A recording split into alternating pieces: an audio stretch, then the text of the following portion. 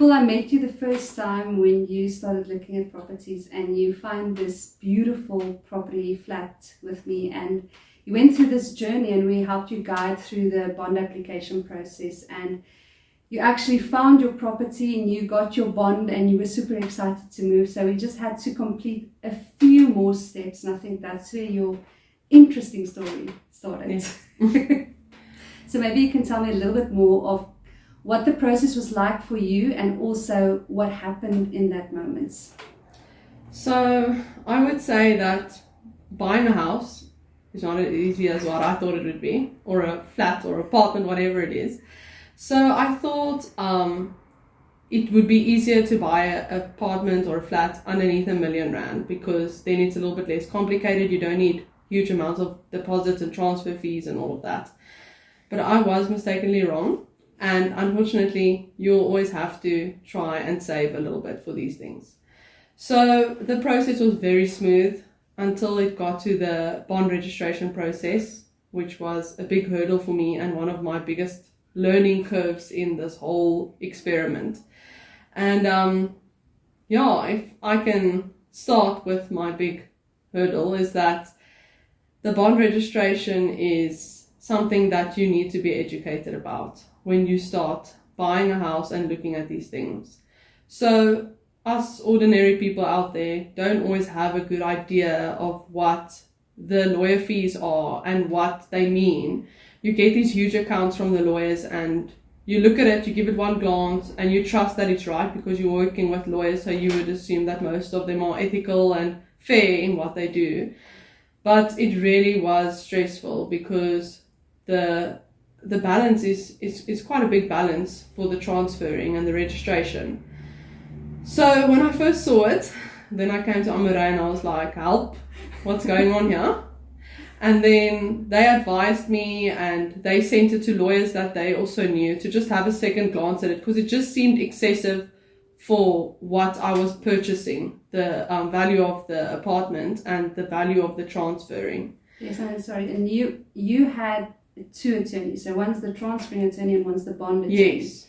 So the transferring attorneys, those are the attorneys that lead the whole process, and sometimes the bond attorneys and the transferring attorneys can be one attorney, but in this case, it was two attorneys. Yes. So the transferring attorneys you were fine with. Those costs wasn't exuberant. It was the normal. Yes. Yeah. The transferring attorneys were very fair, and it actually lies in the owner's hands for that lawyer to be chosen.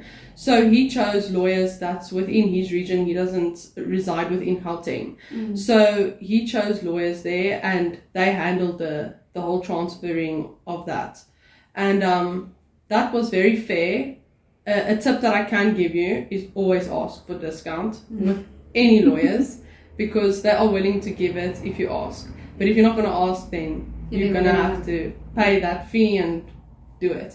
So they were very easy to work with, and most of them are willing to look at, if you pay half your money, say now in the beginning of the month and the other half at the end, they don't mind that, but they want to know that they're going to get their money. So if you can ask for discounts and then arrange with them how you would like to work with the money, they're more than happy to do that.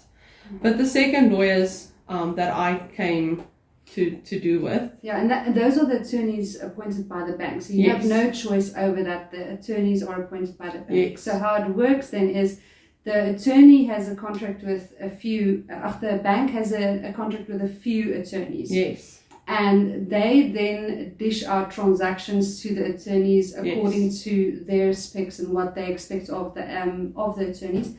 And then sometimes the banks run promotions, and you're one of the promotional people, where they give you, sometimes they give you a better discount with interest rate if you move your account there, but with you it was different. They actually offered you 50% off of the discount, 50% off of the attorney's fees. Yes, they almost refer to it as like the labor fees. So the fees that the lawyers charge for doing everything, for collecting the document, signing it, handing it over, and all of those things. So most of the banks offer some form of promotion for homeowners, and with the specific bank that I was banking with is that you get a 50% off your labor fees. So that was a bargain for me. Again, any money that you can save really helps and it goes a far way. But when I got the account initially, I looked at it, printed it out, and broke it down for myself to see exactly where the money was going and for what purposes. And that's when I started getting a bit, I would say, nervous and confused at the same time, because it was obviously yes, it was a lot higher than what I expected. But I also wasn't sure what the name stood for on the quotes. It's really complicated. Yes, and especially as a first-time buyer, then you ask yourself, I knew it was going to be a lot, but this might be too much. But am I just being petty or not? So you go through all of those questions. Yes, and you're so frightened to ask because you don't actually know what's going on. So you're too scared to ask the lawyer something, and then they either might laugh at you or tell you, what are you trying to do here? Yeah. So you're a bit nervous, and that's one thing, again, I would say, ask as much as you want. The more you ask, the more they know that you're serious about this and that you want to know where your money is going. So with the first lawyers, at least it was a very easy quote. I think it was 3 items that they listed, and for each item it was very clear what the cost was stipulated for.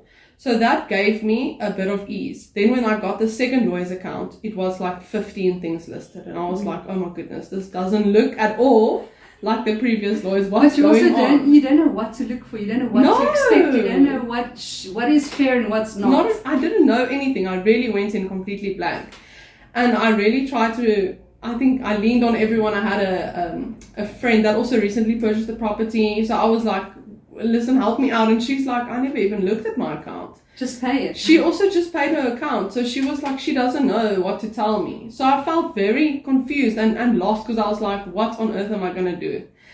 So as I broke it down, I slowly started phoning lawyers that I could, maybe through family or friends, try and ask them for a bit of help or guidance, even though they weren't into property, hoping that they would be able to know someone or give me some guidance. And that was, again, one of the best things I did. Just ask around wherever you can. People are willing to help out there. So what it came down to, I would say the most important things on those quotes that I would advise you to look out for is, with the banks that offer discounts, it often seems that it's at the expense of the law firms. So they try to sometimes make up the money in other ways. And that's possibly why that it was listed so many different fees and 15 different things on the quote. They try to recover it. Yes, they try to recover that money where they've had to sacrifice. And it's small amounts, but it really adds up. So I would say the most important thing that you can start by looking at is your deeds office fees on your quotes. Those are fixed fees. And it's illegal for the lawyers to add any form of tax onto that. So look on your papers or your quotations for the deeds office fees, and phone them and ask them, what are the fees? This is the property you're purchasing. They'll help you over the phone. That's what I did. Is I phoned some of the body corporate guys in the complexes, and I asked them, like, who can I contact? What is the deeds office fees for this specific thing? And they gave me the exact amount, and the lawyers are not allowed to add any fees onto that. So that was the first mistake on my account, was that there was tax added to that fee. And I think it was 250 Rand. But it's a lot of money. And it sounds small, but you don't want to get petty. But if they added something there, then what else did they add? Exactly, and that's what made me already suspicious. So at this point, another lawyer advised me to immediately tell the lawyers that I was working with for my apartment to not go ahead with any paperwork. Transferring. Yes, what they do is while you are busy trying to do research on the side and find out what's going on, they go ahead with your house or your apartment or whatever it is that you buy. And if you decide halfway through the process, but I don't want to use these lawyers, they're still going to charge you. Because they've worked on your papers, they didn't know you were busy finding information out or trying to educate yourself. And it's important to do that in writing. It's very important. So immediately type an email to them, or so that there's a record that you don't phone, because there won't necessarily be a record of that. You will show that you phoned, but it won't show what you discussed. So I immediately then sent an email after being advised to just tell them to stop with the paperwork. I'm satisfied with something and I'm busy. I'm working on it. And they responded to say, thank you, they have received my email. So then I knew, okay, I've cleared that obstacle out of the way.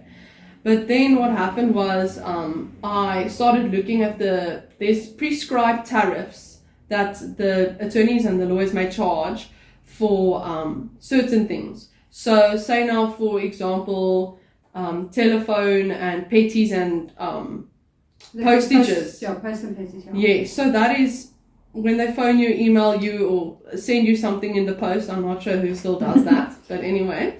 So there's a tariff for that. For example, it's usually, according to one of the lawyers, it's between about 400 to 1,000 rand. So the lawyer then, or the attorneys, can decide which side of that, prescribed tariff they want to charge. So anything that they charge there is they're allowed to, but they cannot go over that. So they did unfortunately go on to the higher side again. So then I had to ask them to bring that down. There was also a courier fee on my quotation that was charged, and the only time they may charge a courier fee is if they are couriering documents to your house and you have to send it back. And that was 600 rand. But it wasn't courier to you. It was never courier to me. So that amount got scrapped as well. So there was another 600 rand saved. And so that was something I was also not aware of, because I assumed they were couriering papers to the courts and, all these different offices, town plannings, because and all of this these. Your first time buying. Yes. Yeah. So thank goodness that another law firm was willing to help me without any additional cost. They are really willing to help first-time home owners.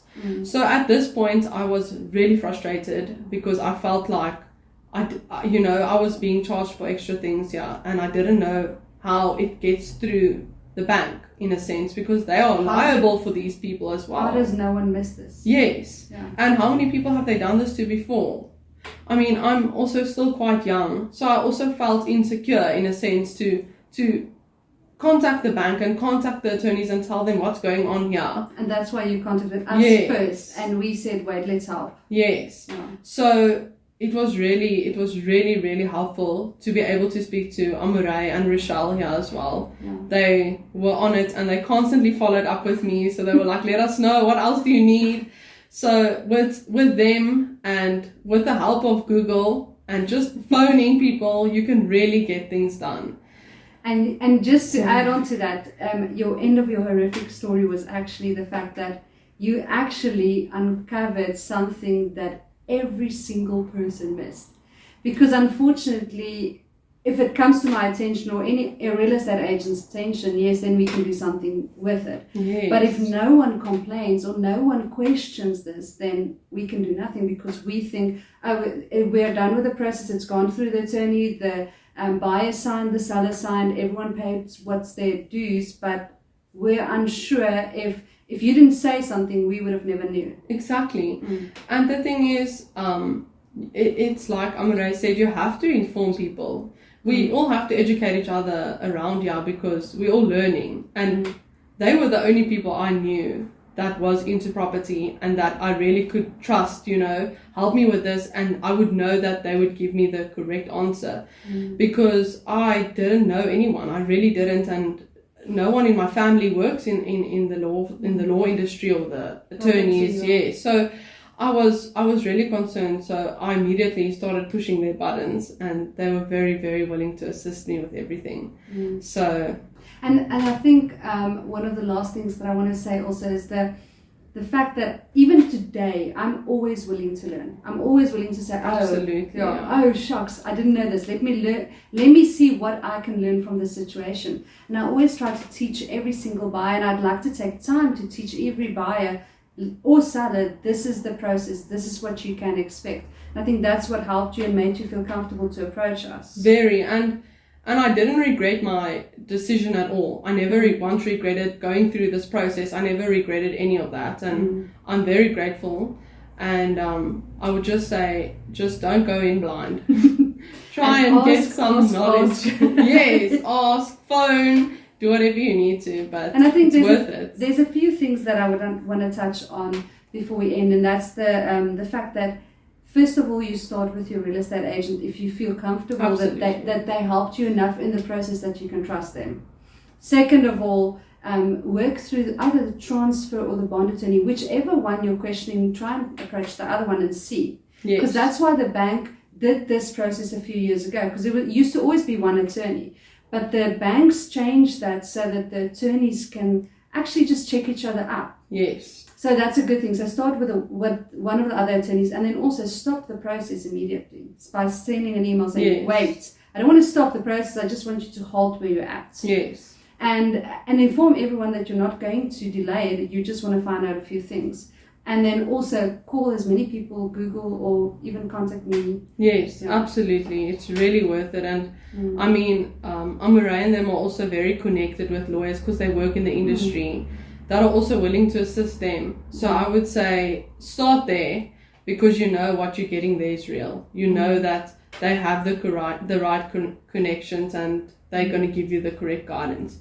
And from there, anything else extra that you feel that you need to do, go ahead and do it, because I saved almost 9,000 Rand through just educating myself and asking. It's really worth it. So. Yeah, Nicole, thank you for, I want to say, getting the word out there, because no one wants to talk about this. So thank you for your time and giving us some guidance with that. And you will always be known in the office as the first time buyer that schooled us. And that taught us something that no one else did. Thank you. Thanks, Nicole. Pleasure.